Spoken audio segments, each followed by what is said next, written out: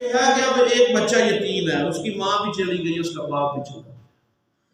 اب یتیم کے لیے الگ پکانا، الگ معاملات کرنا یہ بڑے مشکل تھے، ہوتے بھی ہیں۔ ایک بچہ یتیم ہے اور اس کا یتیم کا سالن بھی الگ پکائیں، روٹی بھی الگ پکائیں، کپڑوں کے لیے صابن بھی الگ رکھیں، منہ کے لیے صابن بھی الگ رکھیں لا کر، یہ بڑا مشکل ہے۔ تو اللہ نے کہا تم یتیم کا مال اپنے مال کے ساتھ ملا، ٹھیک ہے نا؟ لیکن یہ نہیں ہے، مثال کے طور پر یتیم کا خرچہ 10 روپے ہے، اب تمہارا خرچہ سارے گھر کا 50 روپے ہے، ٹھیک ہے؟ تم اپنے 10 ڈالو، یتیم کے 50 ڈالو، ایسا نہیں کرنا، ملا لو۔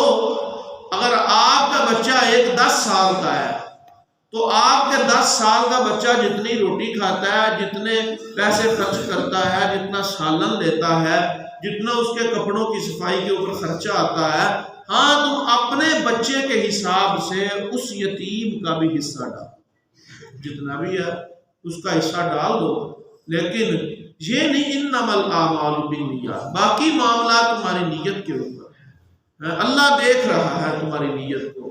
اور حضرت ایک بات، دوسری بات یہ ہے کہ یتیم کی کفالت پھر تایا یا چچا کے اوپر ضروری ہوتی ہے۔ یہ نہیں ہے بچہ یتیم ہو گیا جی، یتیم کہتے ہیں بلوغت سے پہلے، جب بچہ بالغ ہو جائے تو پھر یتیم نہیں رہتا۔ 14 سال 15 سال کی عمر میں بچے بالغ ہو جاتے ہیں، آج کل تو نیٹ کا زمانہ، اس سے پہلے ہو جاتے ہیں، لیکن بچہ جب بالغ ہو جائے تو اس کا مال اس کا کیا کر دو، حوالے کر دو، پھر تمہارے ذمے کے اوپر اس کا مال نہیں ہے۔ یہ نہیں ہے اب اس کا مال تیرے پاس ہے اور وہ تیرا غلام بن کے زندگی گزارے، ایسا نہیں ہے۔ تو اس کے مال کے اوپر کھڑا ہے، اس کے مال سے فائدہ اٹھا رہا ہے۔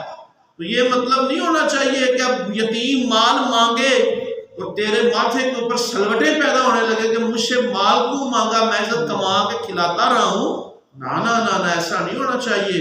یتیم کا مال جب وہ بالغ ہو جائے اس کے حوالے کر، چاہے وہ سیاہی کرے، سفیدی کرے، جو مرضی کرے، ہاں عقل مند ہے، اگر نارمل ذہن ہے تو پھر نہیں، عقل مند ہے، سارے کچھ معاملات کو مینج کر سکتا ہے، تو اس کا مال کیا کر دے، اس کے حوالے کر دے۔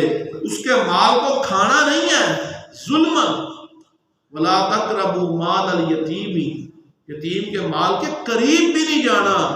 حضرت میں نے غالباً اگلے دن بھی بتایا تھا، یتیم کی کفالت کرنا نفلی نماز سے افضل ہے۔ ایک بندہ 100 نفل پڑھتا ہے یہاں کھڑا ہوگا، کتنا اجر ہے اس کا اندازہ ہے؟ 100 نفل چھوڑ دے، یتیم کو 1 وقت کا کھانا کھلا دے، اس سے افضل ہے۔ ایک بندہ سارا مہینہ روزے رکھتا ہے نفلی، سارا مہینے روزے چھوڑ دے، صرف یتیم کو 1 وقت کا کھانا کھلائے، یہ روزہ رکھنے سے افضل۔ حضرت جتنی بھی نفلی باتیں ہیں، نفلی صدقہ ہے آپ کرتے ہیں جی، نفلی صدقہ کرنے سے یتیم کی کفالت کرنا افضل ہے۔ جس نے یتیم کی کفالت کی، اللہ اس کا کفیل ہے جی، اس کی کفالت اللہ خود کرتے ہیں۔ کفالت سے کیا مراد ہے؟ زندگی کے اندر اللہ دی کانڈ نہیں لگن دیتے جی، اس کی اللہ خود کفالت کرتے ہیں۔